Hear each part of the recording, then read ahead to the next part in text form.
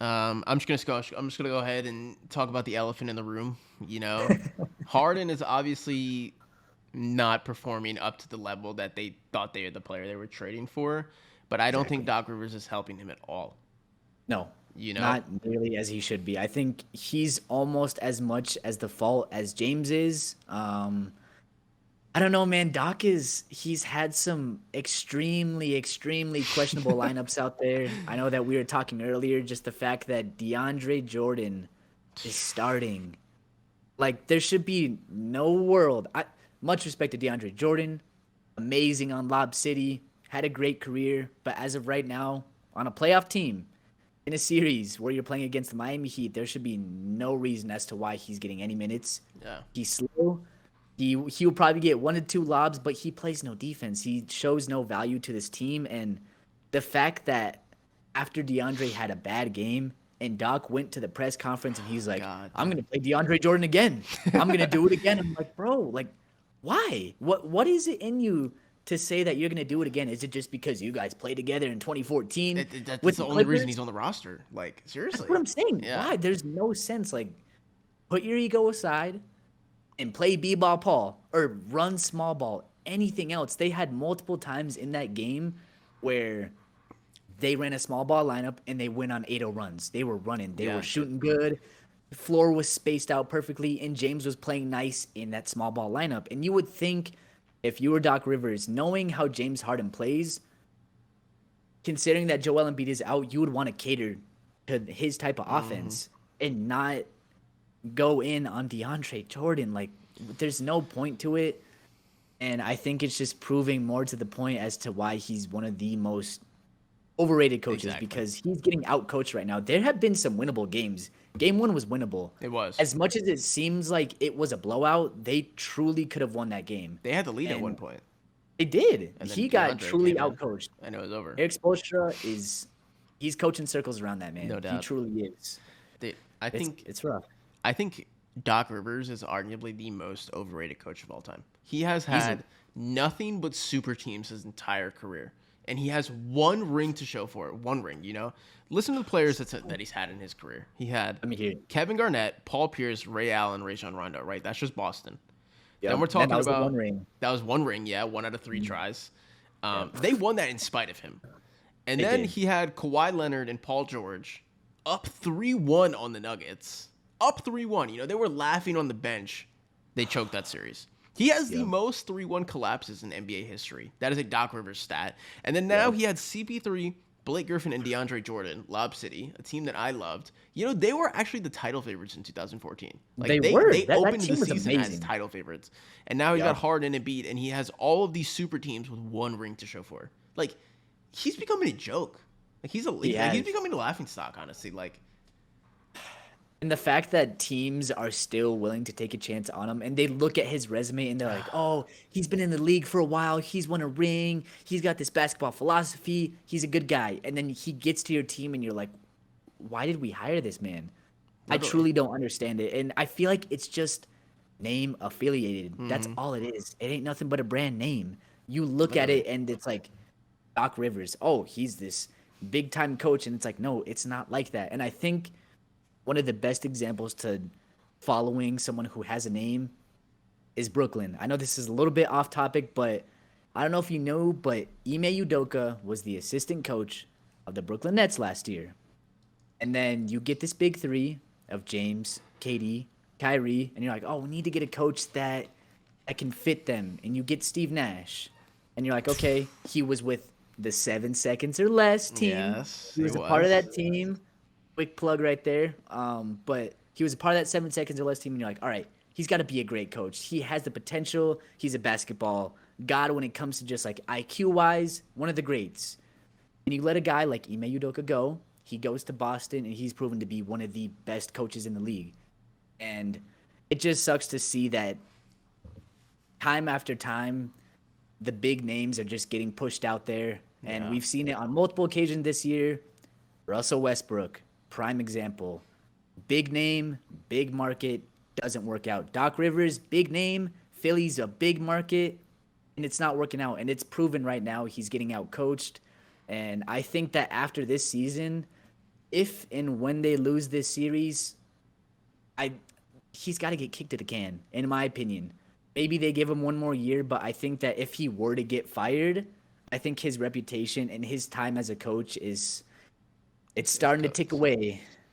It's I starting to tick that was away. a good point you made about Steve Nash. You know, like Steve Nash to me is the worst coach in the NBA. Like I think he's Yeah. horrible. Like he is Hmm. literally a stick figure for Kyrie Irving and Kevin Durant. Like you know when they Yeah. both signed to Brooklyn, they were like, we don't see us We as don't having a head coach. You know? exactly, and he let that happen. Yeah, If that he's a was Ime puppet. Udoka, he would have walked in there and he would have been like, "Oh hell no, we're not doing this." Yeah, And the fact that Steve Nash let him walk all over him, it just says a lot didn't to even win a him. game, No, not and one. You got the most skilled duo of all time, and you didn't win one, one not a game, game. man.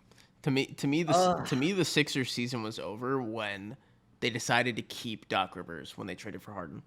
I yep, like personally Mike D'Antoni. You know, shout out 7 seconds or less. yep. Um, that's my favorite coach of all time. I think Mike D'Antoni is like such a revolutionary mind for the game of basketball that like I think the Sixers were stupid for keeping Doc Rivers. I really Yeah, of feel like course they he were. like bro Doc Rivers to me is almost like David Blatt level. You know, like David Blatt like David Blatt made a finals. You know, he made a He finals. If did. he would have won He that did. ring, he has the same amount of ring as Doc Rivers. You know, like it's pretty disgusting to think about. Like I don't know if you God. saw the viral clip of Doc Rivers that was going around of him in the huddle, and he was like, "We're not going anywhere. We're playing here tonight. Like if we keep Yup. playing, we're gonna be the winners at the end. Like no adjustments, just vibes. Like that's like Coach Spo is running laps on Rivers. Like Yes, dude. He's every making him look time he puts silly. DeAndre Jordan in the game, they're targeting him every single Yes. play. As they should, because that's simple. And the fact that he's not even noticing that and he's letting his ego get. I bet you DeAndre Jordan doesn't even care if he plays. Yeah, I I mean, bet you he's like, well, if I start, I start. Then if I don't, then like it's fine. I doubt that DeAndre Jordan as a human is going up to Doc Rivers and he's like, yo, Joel's out. Let me get in. I'm gonna go Lob City on him. It's like, no, that's not the case anymore. And no matter what it is, you can't do that. I don't understand how you can see something so simple and it's just flying over his head it's like like it's nothing. disgusting. Like how like It it's like sucks, man. he's It like does. he's taking the Sixers down with him to prove a point. Yup. And it's like it's super But unfortunate. Like it that's is. actually disgusting. But at the same time, for me, in my opinion, I do think that it's just as much on James Harden. I love James Harden. He's one of the most premier, prolific scorers of all time. And what he did in Houston was amazing. And I think it's all fair to say that he's losing a step. It's obvious, and there's nothing wrong with that. I hate that notion that people look at NBA players that are falling off and Yeah. they use it as a negative connotation.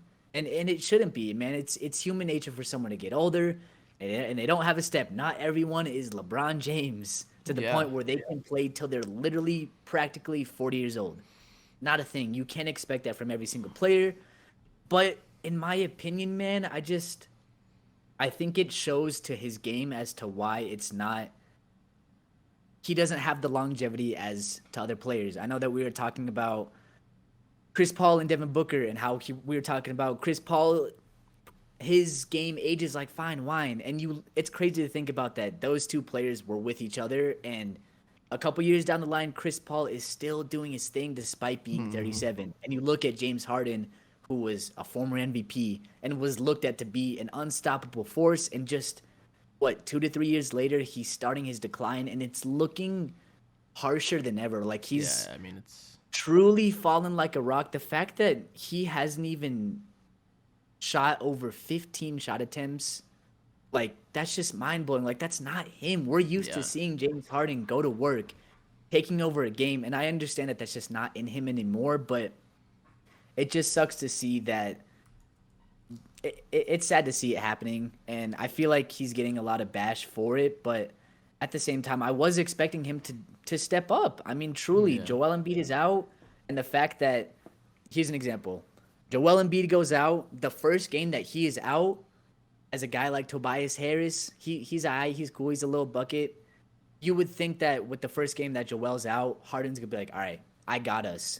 You guys follow behind me. We're gonna go to work. We can win one of these games and we can steal home court. Yeah, I And the agree. fact that Tobias Harris was the guy that stepped up in that game and he had a big game and it wasn't James Harden, it just sucks. It sucks to see because you would hope to see him turn back the clock just a little bit, and it's weird to see because he's getting locked. He's getting to his Yeah, step I back mean, and he can't do his blow bys anymore, and it's weird to see, man. It sucks.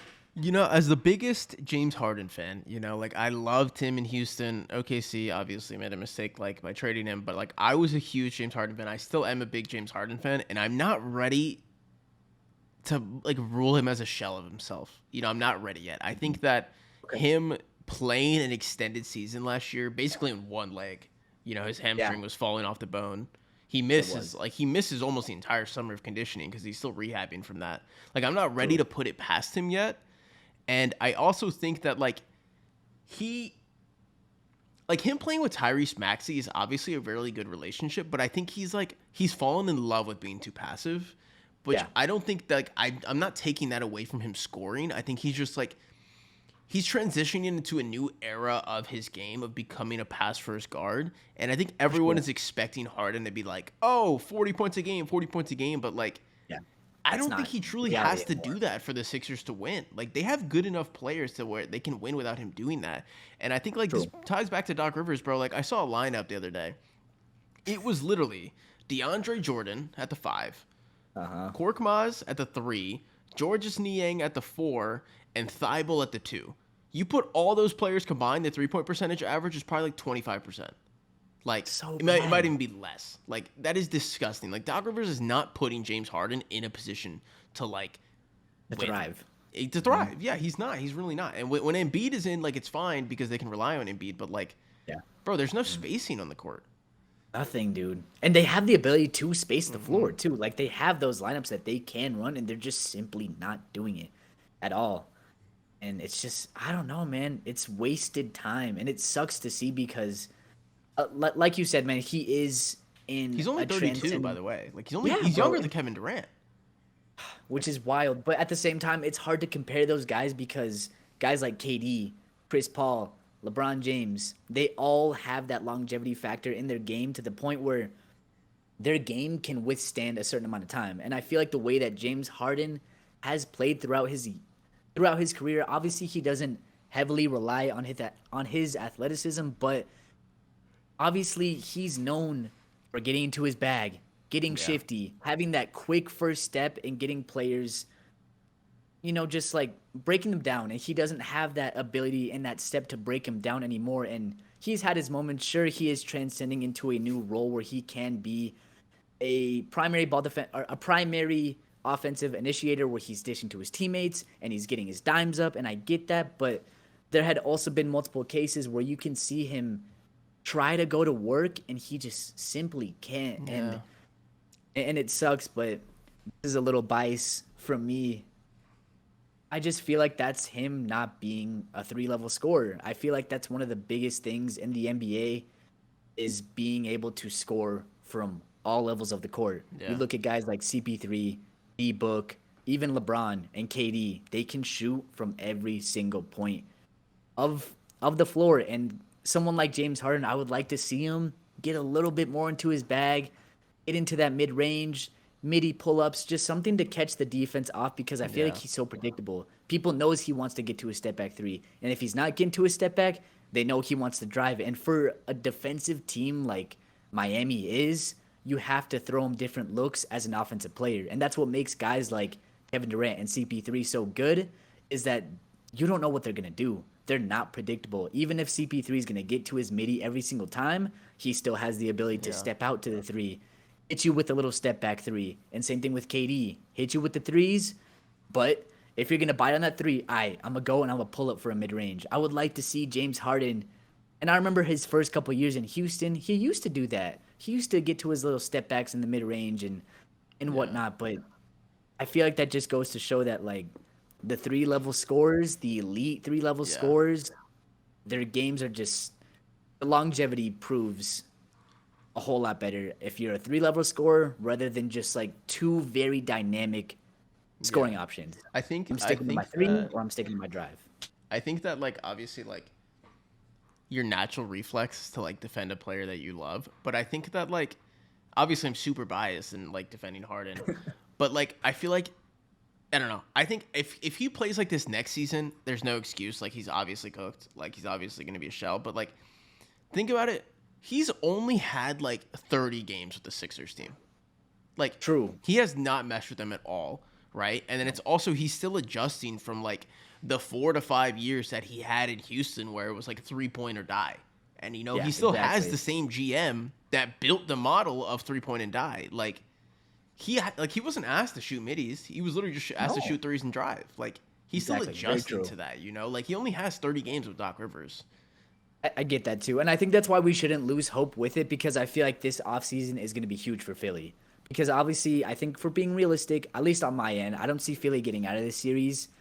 And I think that this is going to be a huge, like, do or die offseason for them Yeah. to surround this team practically around James and Embiid because this offense has been molded around Embiid for a little bit and it never seemed to work, but if they can get some 3-and-D guys and just something to surround them, Like be yeah. smart, be corrigible about what they're going to do because I think that this offseason and next season is going to say a lot about that team and a lot about that franchise. And if it doesn't work out, then You know, never know. the last point I'm gonna say on the Sixers is there are rumors of Bradley Beal wanting to go there, which I think that would Uh-huh. elevate them for sure. But the Yeah. thing with Philly, the issue with their roster is they have 3 and D. Like Thibault and Danny Green, they're not 3 point threats Polar anymore. Danny opposites. Green That's is it. cooked at this point in his career. Thibault is a like offensive liability. You know, he is Yep. not a threat at all on offense. No.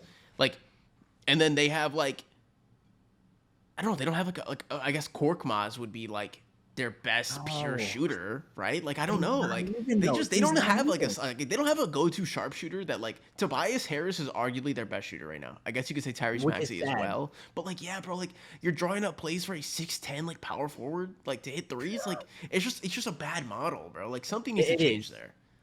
I think that that'd be a nice player that they could be able to move is Tobias Harris. I know that I mean, he's nice. He's a good scorer. On another team, he could get to his bag, and he's shown last year multiple times. He even, like, last year, that first half of the season, he was having all-star cases. I like Tobias Tobias. Harris, I think he's a good player. yeah, he's nice. But with this mold of Philly, I just don't think it works. I think you need to surround yourself around Philly with just, you need shooters, Yeah. especially when you have Embiid, who sucks all of the offense in. And same thing with James Harden, does a similar thing. Sucks all the offense in. They need guys to kick it out to. You can't rely on Matisse Thybulle to hit a three for you. You just can't. I No, love you can't. Matisse. He's a dog on defense, man. He's an amazing defender. He could be first team all defense, second team all defense, but you just can't rely on that. And teams will live. It will absolutely live with Tobias and Matisse shooting threes. You'll live and die with that every single Oh, day. all the And if he time. hits it, then And those are I don't like know, those man. are the only threats that like they really have outside of Maxi and Harden. And like Maxi Yeah. is very streaky, dude. Like he's Hmm. really streaky. Same with Harden. Like on a night when all the stars align, they'll win any game they play by 40. But Oh yeah, for sure. The odds of that when happening has that though. happened? Like, you know, Yeah. like Hmm. when all three, if not four with Embiid, if they're A healthy enough or B where they can all even shoot well enough on a good night, like Yeah. we haven't seen that Mhm. yet. Oh, we truly haven't. How do you feel about Tyrese Maxey though? I like him. I don't know. People forget. I think he's 22 years old, so he's Yeah. still so young. I like And Maxi a lot. I like his game. yeah, Um, I think I personally think Maxi's game and his numbers are being inflated by Harden, if that makes think sense. so? I think that Yeah, yeah. Maxi playing off Harden allows him to thrive. True, which Like is I think nice. if But Harden wasn't there, Maxi would struggle. true. Playoff wise, yes, but I mean, before James even got there and before the Ben Simmons trade even happened, Maxey was looking real He is nice. good. Yeah. He had his moments for sure. I hope to see him thrive though. He should For be sure. untradeable for the Sixers. Like Yeah, yeah, he's got to be unmovable. untouchable. He's got to Um, be on that untouchable list for sure.